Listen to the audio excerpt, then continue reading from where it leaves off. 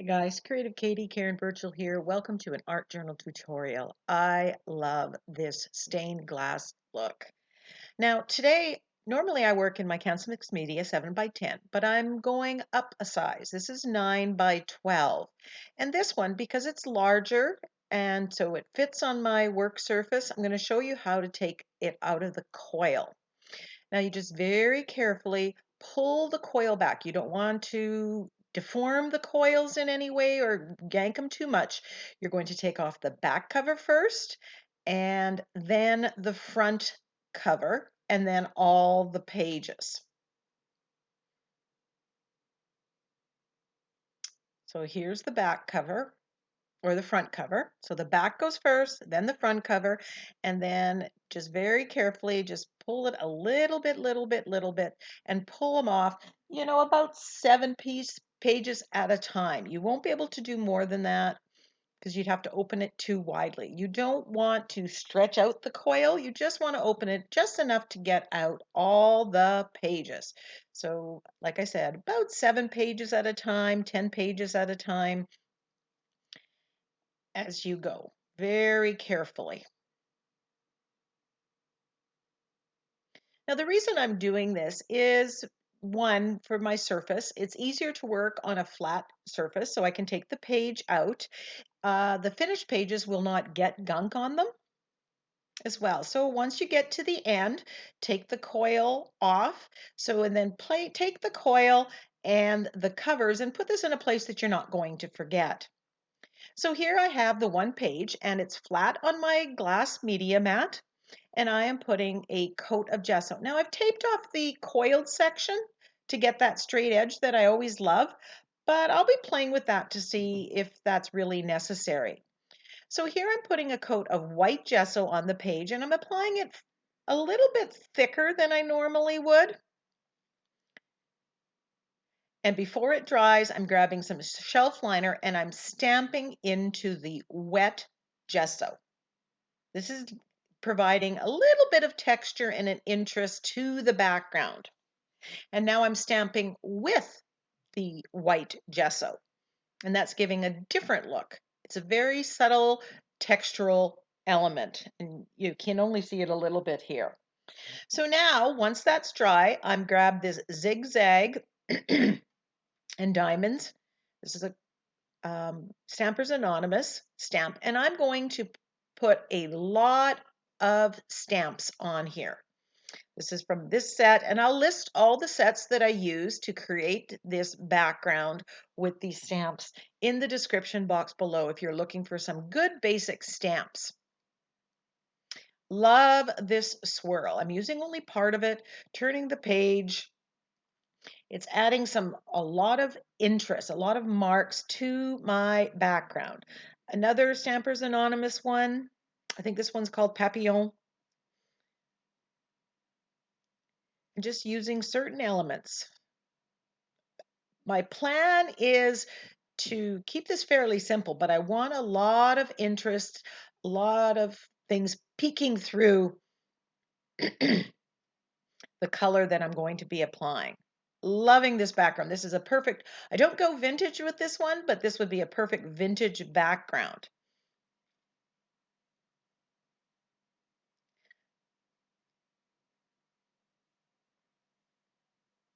Adding a little bit more of these swirls because I'm loving them.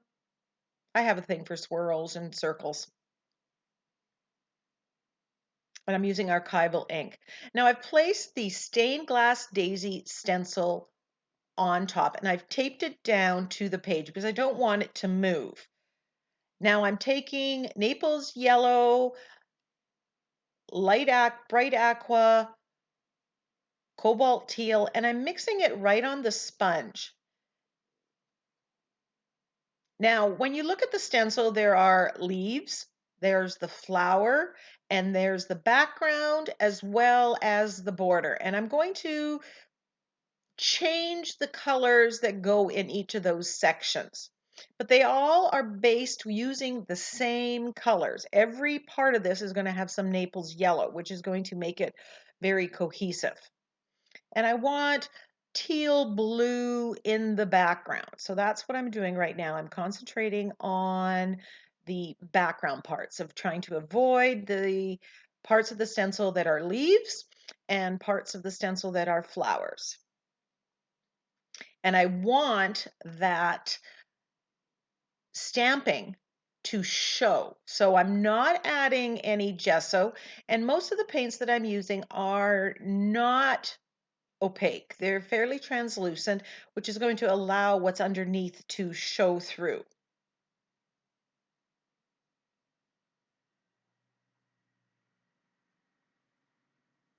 In fact, I think I put the stencil back on and I put a little bit more of the stamping so that it does show, because some of it was pushed back a little more than I want. Now the leaves part, I'm going to make green. The flowers, I'm going to go kind of in the pink burgundy-ish tone. And the rest is going to be more blue or teal. So there's a sneak peek, just seeing how it works.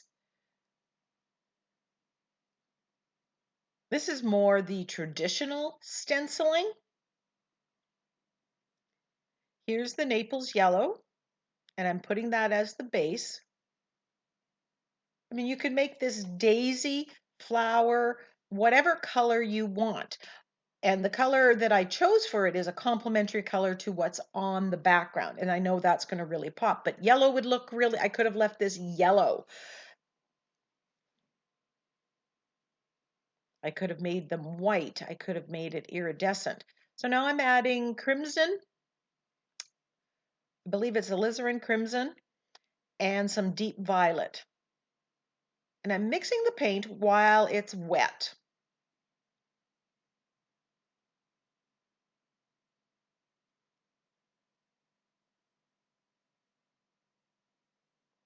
And there you see it. I've got a lot of that text.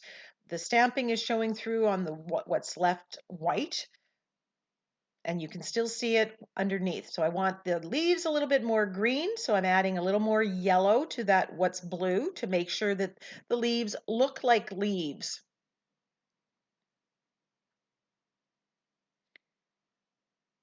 And stems. And I think I paint a section out here. Right here, I paint it green. I'm thinking it's a leaf. I do go back and I paint it blue afterwards because I realized my mistake. But once it dries, you can definitely fix up anything. I want the border to be dark blue, so I grab my Prussian blue here and I put it on because I want the top and the bottom of this border. This stencil really has it all. It has the focal point and everything else. So loving the look of what's happening here. Adding a little bit of that blue to my flower.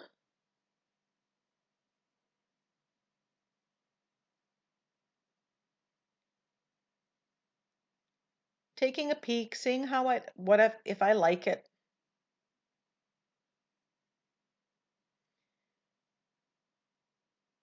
Adding a little bit of shading by adding either deep violet, nope, here, Prussian blue.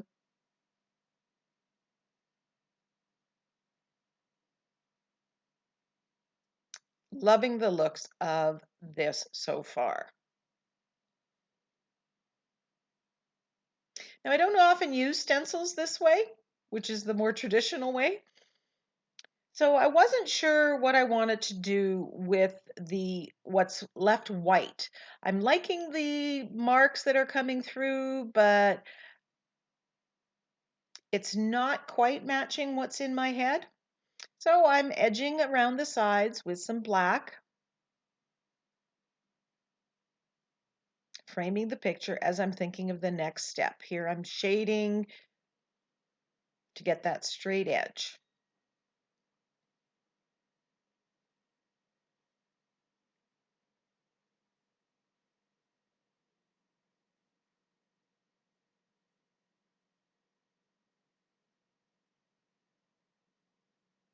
And I have the latex glove on my hand. I had surgery on my hand, on my finger, so I need to make sure that I keep the paint out of it. It's healing all very well, but I do need to keep the paint out of it. And when I create, I tend to get paint all over. I decide to paint the center of the flower because while the stencil's called Daisy, I want this to look more like an echinacea, so I'm trying to change it up a little bit. And you can always add your own touches using the art of a stencil as your jumping off point. I grab my fine line bottle and I think I just want to accentuate all this work. So I am going to go over, yes, every part of this stencil with my fine line applicator. I love this tool. I use it. I take Liquitex Basics Black, Mars Black, and I thin it down. No recipe. I adjust it to get the right flow so it basically holds its shape when I put it down, but I do not have to squeeze too hard. If you put it straight up paint, you won't be able to get it out of the bottle without applying a lot of pressure. And I was able to do this whole stencil without my hand getting fatigued.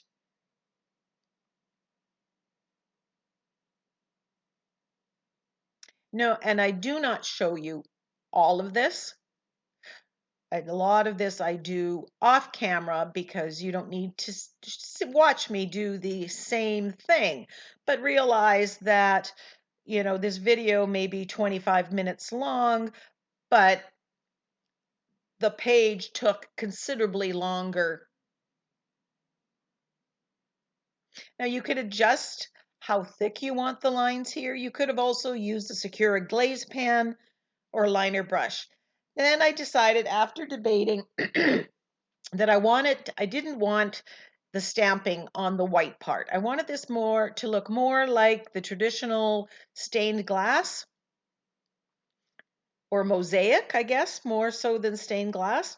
And I have white paint that I've thinned and I'm using a liner brush to fill in all the areas. And you can see the difference between where I put all the white and then above where you can still see the stamping. That's a personal choice. If you liked the stamping the way it was, you could have just left it. I also thought about putting black in the line. That would look more like stained glass, but this was fairly dark and I wanted to brighten it up.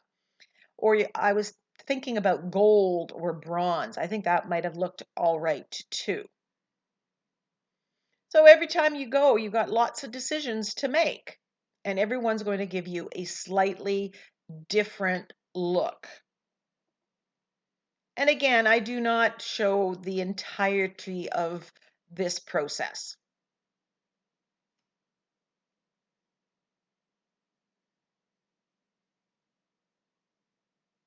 But if I was doing this again, I think I would paint it bronze or gold.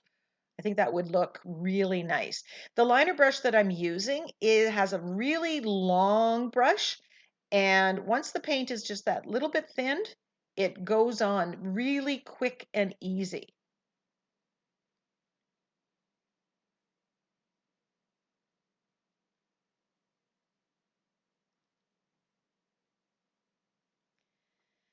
Here I've put the stencil back on and I'm reapplying some of the stamping. And I don't, because I just want a little bit more of it forward. So it's a little bit more difficult.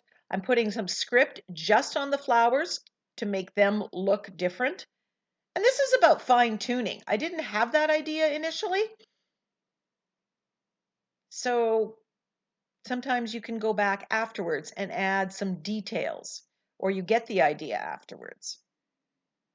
Doing an art journal page is a journey. You start, and every decision you make leads you to the next question. Now I decided to add some gold splatter, but again, I don't want it on the white part, so that's why I've placed the stencil on. So it's going to be on all the basically mosaic tiles. Loving the look. Once it's dry, I'm coming in and I am doing some shading with the deep violet, with the Prussian blue, with black. I want to add shades and highlights to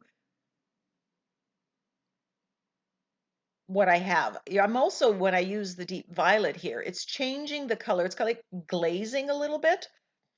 It changes the colors. It's adding another layer of color to it and making it just that little bit different.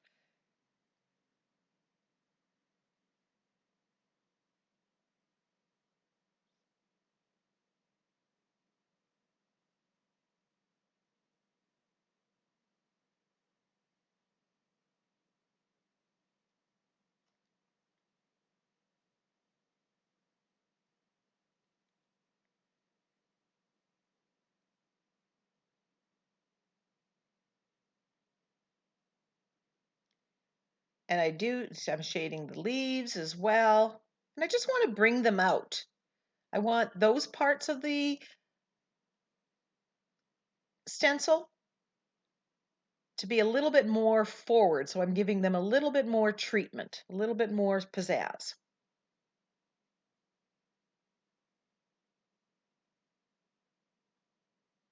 This adds dimension to it.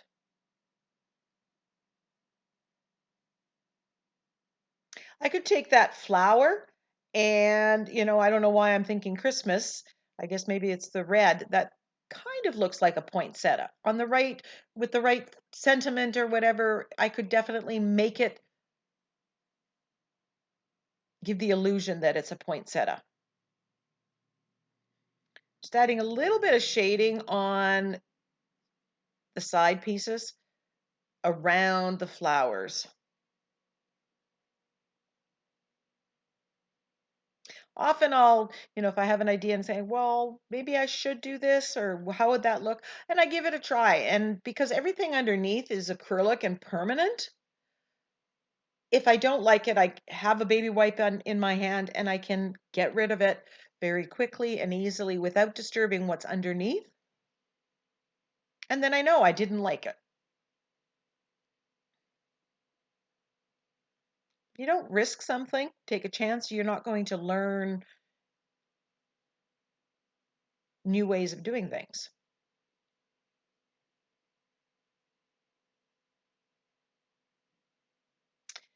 So I go to my sentiment pack through the garden gate and I pick out a few sentiments and I'm auditioning them for size, the color of the boldness of the font.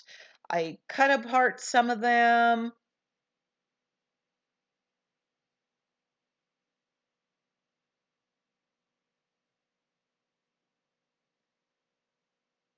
And again, there is no right or wrong about placement of this. There's what appeals to you.